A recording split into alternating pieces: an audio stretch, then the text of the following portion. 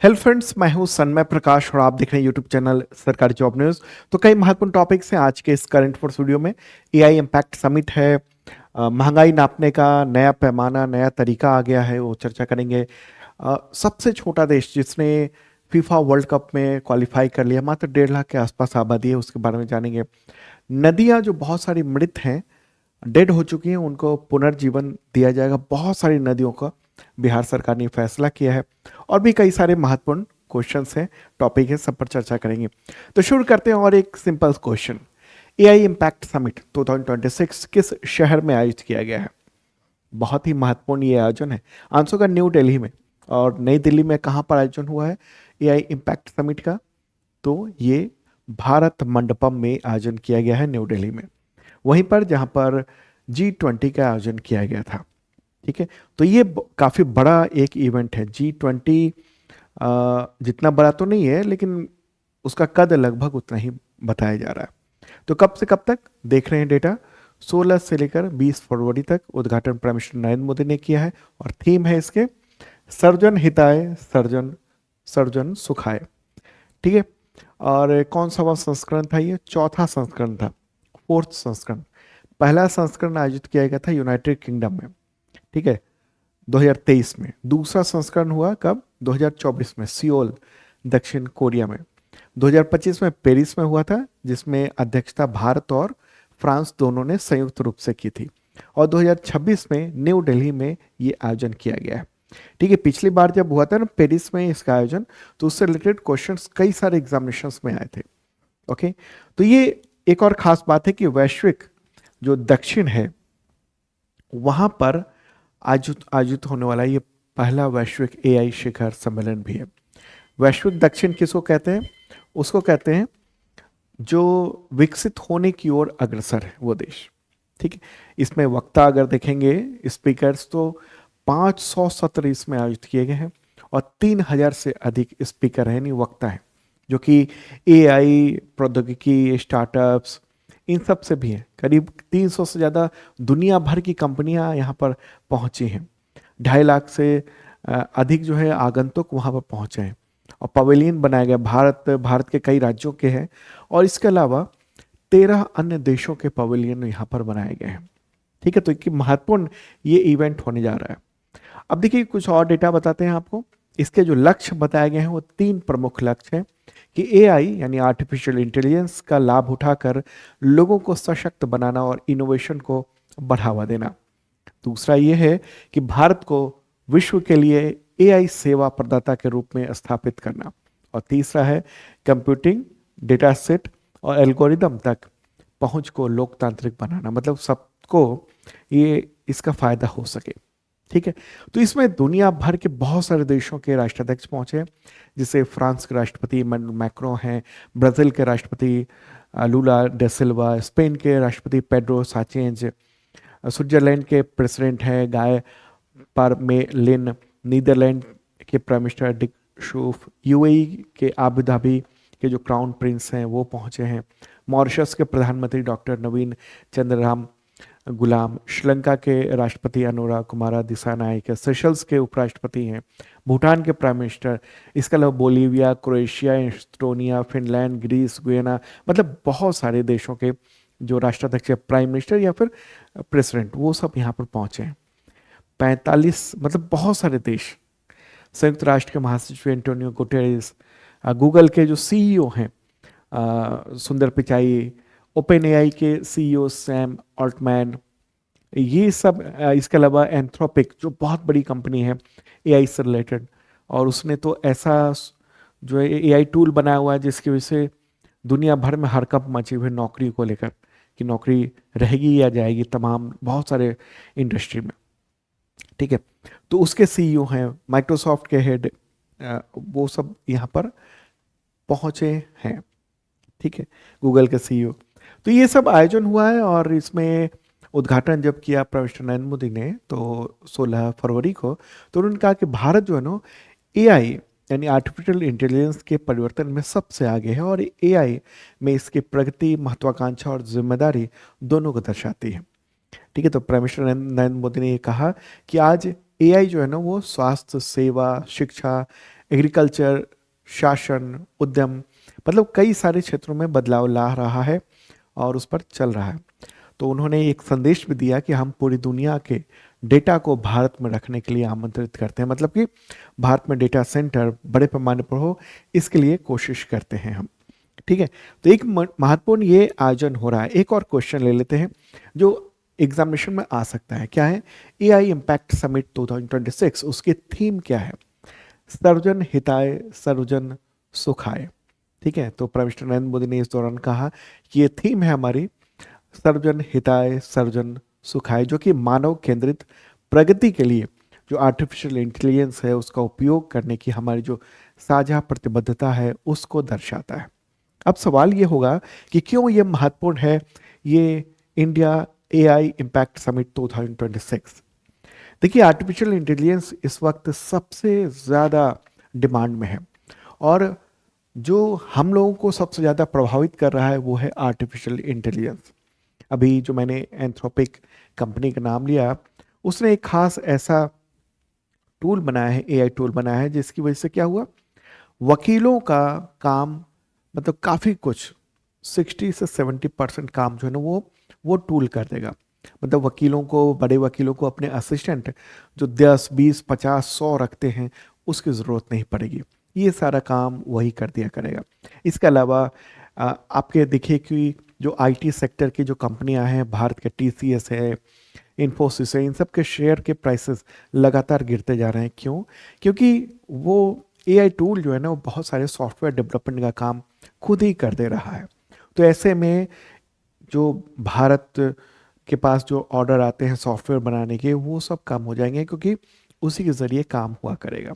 बहुत सारे बीपीओ का काम, अब जैसे आप किसी को फ़ोन करेंगे किसी कस्टमर केयर सेंटर पे, तो वहाँ से जो आपकी बातचीत हो रही होगी वो एआई के ज़रिए बातचीत हो रही होगी, वो व्यक्ति नहीं होगा। तो इस दौर में हम लोग बढ़ रहे हैं। अब इसमें एक और ख़ास बात है कि भारत कहाँ पर है इस वक्त। देखिए, आर्टिफिशियल इंटेलिजेंस को लेकर एक कमेंट आया था, जो भारत सरकार की ओर से आर्थिक सर्वे जारी किया गया अभी बजट के एक दिन पहले। उसमें यह कहा गया कि हमने एआई में थोड़ा पीछे से कदम रखा है, मतलब हम थोड़ी सी देर हुए हैं, लेकिन इससे हमारा बहुत बड़ी रकम, बहुत बड़ा पैसा जो है ना वो बच गया है। क्योंकि आर्टिफिशियल इंटेलिजेंस को बनाने के लिए जो लैंग्वेज एलएलएम बनाना पड़ता है, तो एलएलएम बनाने में जो जो खर्चा आता है उससे हम बच गए। लेकिन एक्चुअल में बात क्या है, हम उपभोक्ता बनते जा रहे हैं इस वक्त। ठीक है, अब देखिए कि ज़्यादातर जो एआई के जो एलएलएम है, तो वो सब जो आधारित किसके हैं, आप एंथ्रोपिक हो गया, इसके अलावा चैट जीपीटी हो गया, जेमिनी हो गया, ओके, डीप सीक चाइना का है, लेकिन भारत का अपना कोई इस तरह का बड़ा जो है ना वो एलएलएम नहीं बना हुआ है जिस पर आधारित जो है ना हम काम कर सकें। अब ऐसे में क्या हो रहा है, भारत को सेवाएं लेनी पड़ रही हैं उनकी। जैसे भारत जो यूज़ कर रहा है, भारत के तमाम एआई जो टूल्स बनाए भी जा रहे हैं, तो वो सब बेस्ड है किसके, वो बेस्ड हैं आपको चैट जीपीटी के या ग्रोक के या फिर जेमिनी के या डीप सीक के या और कई सारी चीज़ों के।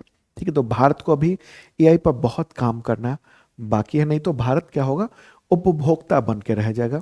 उपभोक्ता जैसे हम जो ऑपरेटिंग सिस्टम इस्तेमाल करते हैं फ़ोन में, एंड्रॉयड करते हैं या एप्पल का इस्तेमाल करते हैं, और लैपटॉप में क्या विंडोज़ इस्तेमाल करते हैं, तो ये सब क्या है, ये सब अमेरिका के द्वारा या अमेरिकी लोगों के द्वारा बनाया हुआ है।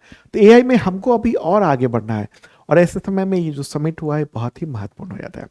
थोड़ा सा व्याख्यान लंबा हुआ, लेकिन चलिए आगे बढ़ते हैं, और अगला क्वेश्चन बहुत ही महत्वपूर्ण है, और ये क्या है, उपभोक्ता मूल्य सूचकांक, अंग्रेजी में कहते हैं इसको कंज्यूमर प्राइस इंडेक्स, उसका नया आधार वर्ष यानी बेस ईयर क्या तय किया गया है, जो लागू हो चुका है। आंसर का इसका 2024 नया बेस ईयर, और उसके आधार पर जो पहला जो सीपीआई इंडेक्स जारी किया गया है वो जनवरी 2026 का है। क्लियर हो गई बात? तो देखिए, सांख्यिकी और कार्यक्रम क्रियान्वयन मंत्रालय, उसको शॉर्ट में CPI कहते हैं, फुल फॉर्म है अंग्रेजी में ministry of statistics and programme implementation, केंद्र सरकार का। तो उसने क्या किया है, CPI यानी कंज्यूमर प्राइस इंडेक्स, हिंदी में कहेंगे उपभोक्ता मूल्य सूचकांक, उसका नया बेस ईयर तय किया है। इससे पहले जो बेस ईयर था वो 2012 का था। ठीक है, तो नए बेस ईयर पर आधारित CPI का पहला आंकड़ा अभी 14 फरवरी को ये जारी किया गया है। और ये आंकड़ा किसने जारी किया है? आंकड़ा जारी किया है NSO ने, नेशनल स्टैटिस्टिकल ऑफिस ने जारी किया है। ठीक है, तो CPI आखिर होता क्या है, इसके बारे में विस्तार से प्रेस कॉन्फ्रेंस भी किया गया। भारत के जो मुख्य आर्थिक सलाहकार हैं उनके द्वारा। अब सवाल होगा CPI होता क्या है, कंज्यूमर प्राइस इंडेक्स। देखिए, CPI मुद्रास्फीति यानी महंगाई दर, जो किसी एक खास मंथ या एक साल में सैकड़ों वस्तुओं और सेवाओं के उपभोक्ता मूल्य, मतलब आप जो सामान खरीद रहे हैं उसकी कीमत पिछले वर्ष की तुलना में कितना परिवर्तन हुआ है, इन सबको मापा जाता है। और ये देश का सबसे महत्वपूर्ण आर्थिक संकेतक भी माना जाता है। और ये महत्वपूर्ण है क्यों? RBI यानी रिजर्व बैंक ऑफ इंडिया, उसके द्वारा जो ब्याज दरें निर्धारित की जाती है रेपो रेट के जरिए, वो ब्याज दरें इससे प्रभावित होती हैं। क्यों प्रभावित होती हैं? क्योंकि RBI के पास जो नियम के तहत, सरकार के कानून के तहत RBI को मुद्रास्फीति जो है ना वो 4% रखने का लक्ष्य है। हालांकि 2% के ऊपर नीचे यानी 2 से 6% के बीच में सहनशीलता रखनी होती है। तो 2% से कम भी महंगाई दर नहीं होनी चाहिए और 6% से ज़्यादा भी नहीं होनी चाहिए। अगर महंगाई दर ज़्यादा हो जाएगी तो फिर क्या होगा? फिर क्या होगा कि जो रेपो रेट है उसको RBI बढ़ा देता है, मार्केट में लिक्विडिटी जो है ना उसको कंट्रोल कर देता है उसके जरिए। ठीक है, तो ये सब चीज़ें होती हैं। अब सवाल होगा कि क्यों बदला गया है ये आधार वर्ष। तो जो मुख्य आर्थिक सलाहकार हैं भारत सरकार के, क्या नाम है इनका? ये है V अनंत नागेश्वरन। तो उनका ये कहना है कि मुद्रास्फीति यानी महंगाई दर जो है ना उसके संकेत अब मौजूदा आर्थिक परिस्थितियों से अधिक सटीक रूप से मेल खाएंगे। क्योंकि इससे पहले IMF ने एक रिपोर्ट जारी की थी, उसमें भारत को C कैटेगरी में डाल दिया था, ये जो अर्थव्यवस्था के जो आंकड़े हैं उनके पैमाने को लेकर। ठीक है, तो ये आधार वर्ष ये तय कर दिया गया है महंगाई को नापने के लिए। ठीक है, इसमें दो चीजें होंगी। एक तो ये देखा जाएगा कि आज जो सामान है, जैसे जनवरी का जो डेटा जारी किया गया, जनवरी में सामानों की कीमत कितनी थी, और फिर जनवरी 2026 में, और उससे पहले जनवरी 2025 में कितनी थी, इसके अनुसार से ये तालमेल किया जाएगा कि कितना अंतर है। आधार वर्ष का क्या मतलब हुआ?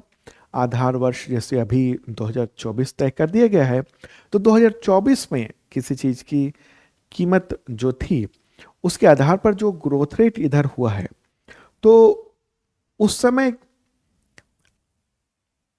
जो प्राइस था उसके अनुपात में क्या बढ़ोतरी या घटोतरी हुई है, कम या ज्यादा क्या हुआ है।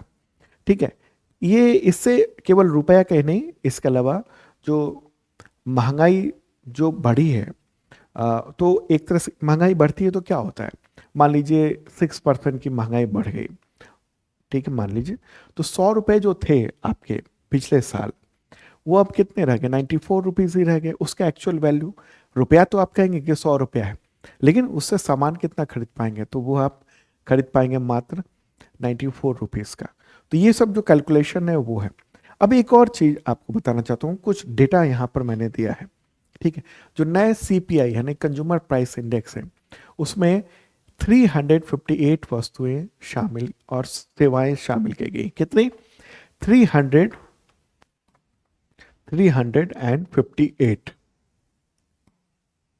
ठीक है, 358 इतने जो है ना वो वस्तुएं हैं और सेवाएं। अच्छा, इससे पहले जो था वो उस समय 299 के लगभग वस्तुएं और सेवाओं की गणना की जाती थी इससे पहले। अब बढ़ाकर 358 वस्तुओं का कर दिया गया। इसमें जैसे एयरपोर्ट्स जैसी जो आप एयरपॉड लगाते हैं, सुनते हैं, तो उसको सीपीआई में शामिल किया गया है। पहले ऑडियो कैसेट वगैरह के अप्रचलित वस्तुएं थी, उस सबको हटा दिया गया है। ठीक है, यहाँ पर ध्यान दीजिएगा। खाद्य पदार्थों का भार जो था ना पहले, वो 45.86% था। अब उसको क्या कर दिया गया है, 36.75% कर दिया गया है। और पहली बार है जब ग्रामीण मकानों का किराया भी इसमें शामिल किया गया है। ठीक है, तो यहां पर ध्यान दीजिएगा, ये जो है ना खुदरा मूल्य सूचकांक है, यानी कंज्यूमर प्राइस इंडेक्स है, उपभोक्ता मूल्य सूचकांक कहेंगे हम। ठीक है, कंज्यूमर प्राइस इंडेक्स। ओके, तो ये है। और इसमें जो डेटा दिया गया है उसमें सबसे ज़्यादा जो वेटेज दिया गया है वो फूड एंड बेवरेजेस का दिया गया है, 36.75%। पहले ये बहुत ज़्यादा था, पहले ये 45.86% हुआ करता था। फिर हम देखते हैं क्या, बहुत सारी चीज़ें, पान, टोबैको और जो मादक पदार्थ वस्तुएं हैं उनमें 2.9% का वेटेज है। क्लॉथिंग यानी कपड़े और जूते में 6.38% है। हाउसिंग, उसको बहुत ज़्यादा वेटेज दिया गया है, बढ़ाया गया है। हाउसिंग मतलब घर, पानी, बिजली, गैस और दूसरे जो फ्यूल हैं उनमें उसका वेटेज दिया गया है 17.67%।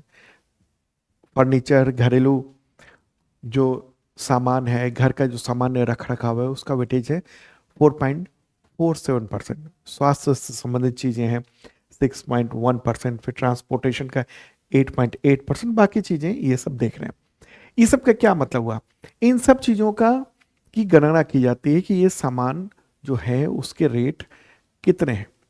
और ऐसा नहीं है कि केवल दिल्ली में बैठकर ये गणना कर दी जाती है, हर राज्य में ये देखा जाता है कि वहाँ पर ग्रामीण और शहरी इलाकों में इन सब चीज़ों की जो कीमतें हैं वो कितनी हैं। ठीक है, अब वहाँ फिर उसका एवरेज किया जाता है। आप चाहेंगे तो राज्य का भी जो महंगाई है दर वो भी पता चल जाएगा और केंद्र का भी पता चल जाएगा। तो ये है एक महत्वपूर्ण जो फैसला सरकार का है कि कंज्यूमर प्राइस इंडेक्स, उसका जो बेस ईयर है वो अब 2024 कर दिया गया है। आगे बढ़ते हैं, अगला क्वेश्चन इससे रिलेटेड है कि भारत में जनवरी 2026 में खुदरा महंगाई दर कितनी रही है। आंसर होगा 2.75%। ठीक है, तो सीपीआई यानी कंज्यूमर प्राइस इंडेक्स के नए आधार वर्ष यानी 2024 के आधारित ये पहला सूचकांक देखने को मिला है और ये 2.75%। ठीक है, तो ये है महत्वपूर्ण बातें। ओके, किसने जारी की है खुदरा महंगाई दर, एनएसओ ने जारी की है, नेशनल स्टैटिस्टिकल ऑफिस यानी राष्ट्रीय सांख्यिकी कार्यालय। और ये ministry of statistics and programme implementation उसके अंतर्गत आता है। ठीक है, तो कंज्यूमर प्राइस इंडेक्स कैसे तय होता है, जो मैंने पहले बताया था आपको इस लिस्ट में। ये जो आप जो कंज्यूमर के नाते, एक उपभोक्ता के नाते जो सामान खरीदते हैं, ये सब चीज़ें, इनकी कीमत पिछले साल कितनी थी और इस साल उसी अवधि में, यानी जैसे जनवरी में देखेंगे तो उस समय कितनी थी, इसके जरिए ये तय किया जाता है। ठीक है, और महंगाई को कंट्रोल करने की प्राथमिक जिम्मेदारी किसकी है, रिजर्व बैंक ऑफ इंडिया की है, आरबीआई की है। और वो कैसे करता है इसको, रेपो रेट को बढ़ा और घटा कर करता है। अगला क्वेश्चन लेते हैं, अगला प्रश्न होगा यहाँ पर। हाँ, उससे पहले बताऊं कि ये जो आप वीडियो देख रहे हैं इसका पीडीएफ आपको मिल जाएगा शार्प लर्निंग ऐप पर। और हाँ, अगर आप करंट अफेयर्स की शानदार तैयारी करना चाहते हैं तो मेंबरशिप प्लान ले सकते हैं, अभी बम्पर छूट चल रही है। बेसिक मेंबरशिप प्लान है जो कि एसएससी, टीचर, रेलवे, पुलिस, इस सब के लेवल का है। और दूसरा आईएसपीसीएस लेवल का जो स्टेट पीसीएस और यूपीएससी के लेवल का है। और इसमें क्या मिलता है, टेस्ट मिलता है करंट अफेयर्स का, स्पेशली पीडीएफ मिलता है, वीडियो मिलता है। और ये वीकली, मंथली, क्वार्टरली, ईयरली होता है। पीडीएफ बहुत शानदार होते हैं, कई तरीके के वन लाइनर, एमसीक्यू नोट्स होता है डिटेल में, वीडियो के लिंक भी देते हैं। और ये सब मतलब अलग अलग, वीकली अलग, मंथली अलग, हिंदी और इंग्लिश दोनों लैंग्वेज में आपको मिलता है। तो शानदार तैयारी करंट अफेयर्स की तो हो ही सकती है इसके ज़रिए। तो शार्प लर्निंग ऐप है, जरूर डाउनलोड करिएगा। अगला क्वेश्चन, जनवरी 2026 में थोक महंगाई दर कितनी रही है, 1.81% है। ठीक है, थोक महंगाई दर 1.81%। अच्छा, ये थोक महंगाई दर हालांकि आपको देखने में कम लग रही हुई, लेकिन ये पिछले 10 महीने का अधिकतम है। ठीक है, तो थोक महंगाई दर यानी होलसेल प्राइस इंडेक्स के जरिए इसको तय किया जाता है। और ये कौन जारी करता है? ये जारी करता है जो थोक महंगाई दर है वो डीपीआईआईटी यानी department for promotion of industry and internal trade. ठीक है, डीपीआईआईटी जारी करता है ये थोक महंगाई दर। और खुदरा महंगाई दर जो मैंने पहले बताया था वो था कौन? एनएसओ जारी करता है। ठीक है, तो ये डीपीआईआईटी जो ना जिसने ये जारी किया है वो ministry of commerce and industry के अंतर्गत आता है। इसमें क्या है ना, होलसेल सामानों का कैलकुलेट किया जाता है। जैसे आपने जिससे सामान खरीदा है, जिस रिटेलर से, वो किस थोक दुकानदार से सामान खरीद रहा है, तो उसको कितना ये महंगा पड़ रहा है, ये सब चीज़ों को देखा जाता है। ठीक है, और दोनों का पैमाना अलग अलग है, खुदरा का और थोक का पैमाना अलग अलग है। अगला क्वेश्चन, फीफा वर्ल्ड कप 2026 के लिए क्वालिफाई करने वाला जनसंख्या के हिसाब से सबसे छोटा देश कौन बन गया है? आंसर क्या होगा इसका? याद रखिएगा आप, काराकाओ।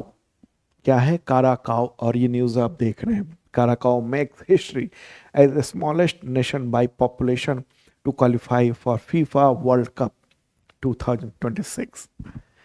सबसे कम आबादी वाला देश। कितनी आबादी है इसकी? 2026 जनवरी का तक जो आंकड़ा है वो 1,56,115 आबादी है।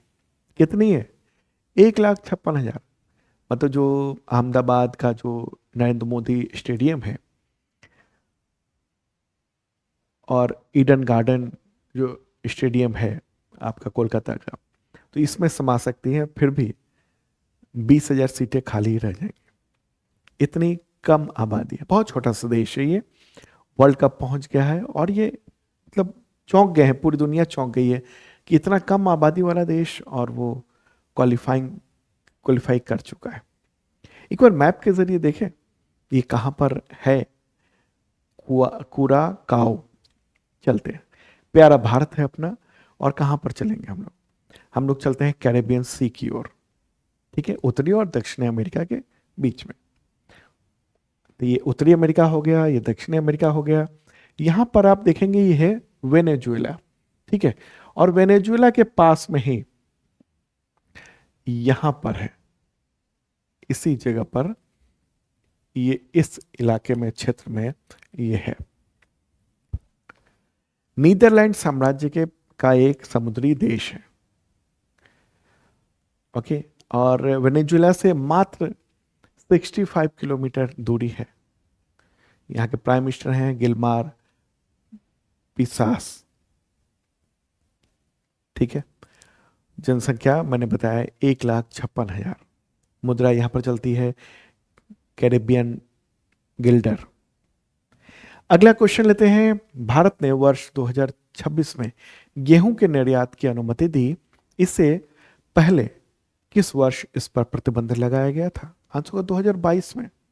तो केंद्र सरकार ने अभी फरवरी 2026 में कहा है कि 25 लाख मैट्रिक टन गेहूं हम निर्यात की अनुमति देते हैं, और साथ ही 5 लाख मैट्रिक टन गेहूं उत्पाद का क्या मतलब हुआ? जैसे आटा हो गया, सूजी हो गया, वगैरह वगैरह, इसके निर्यात की अनुमति जो है ना वो दी गई है। इससे पहले सरकार ने 2022 में इस अनाज के शिपमेंट पर, निर्यात पर प्रतिबंध लगाया था। क्यों लगाया था? क्योंकि उस वक्त जो है ना वो अनाज जो ना हमें अपने लिए ज़्यादा ज़रूरत हो गई थी। अभी क्या है, खोला इसलिए गया है क्योंकि घरेलू बाजार जो है ना उसमें पर्याप्त मात्रा में गेहूं मौजूद है। और जो उत्पादक हैं, मतलब इतना ज़्यादा मौजूद है कि जो उत्पादक हैं, जो किसान हैं, उनको, मतलब उनके रेट जो है ना ऐसा ना हो जाए कि बिल्कुल कम हो जाए। इसलिए कुछ जो गेहूं है वो बाहर चला जाए, ताकि मार्केट में जो है ना वो रेट सही रहे। इसलिए ये निर्यात जो है ना फिर से खोलने का फैसला केंद्र सरकार ने लिया है। अगला क्वेश्चन, प्राइम मिनिस्टर ऑफिस यानी पीएमओ, कैबिनेट सेक्रेटेरिएट और राष्ट्रीय सुरक्षा परिषद सचिवालय, तो उस परिसर का नया नाम क्या है? नए परिसर का नाम क्या है? नए परिसर का नाम कही, आंसर क्या होगा? सेवा तीर्थ ये नाम रखा गया है, और ये रहा सेवा तीर्थ।